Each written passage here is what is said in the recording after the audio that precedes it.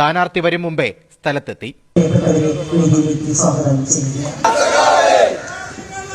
ഉദ്ഘാടകൻ വന്നപ്പോഴേക്കും കാഴ്ചക്കാരിയായി മൈതാനത്തെ ഒരു കോണിലേക്ക് മാറി.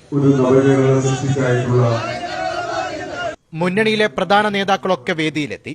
CPM ജില്ലാ കമ്മിറ്റി അംഗം കൂടിയായ മുൻ മേയർ അപ്പോഴും കസേരയിൽ പോലും ഇരിക്കാതെ ഒരു മൂലയിൽ തന്നെ.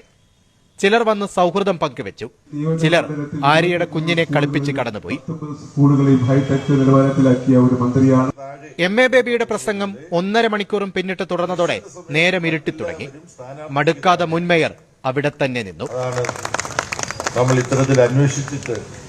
ഒടുവിൽ പ്രസംഗം കഴിഞ്ഞു. എല്ലാവരും ചേർന്ന് നിയമം പ്രകടന പത്രിക പുറത്തിറക്കി. അതും കാഴ്ചക്കാരിയായി നിന്ന് കണ്ട മുൻ മേയർ MA ബേബിയും ശിവൻകുട്ടിയും ഉൾപ്പെടെ പറഞ്ഞൊന്നല്ല സങ്കടം.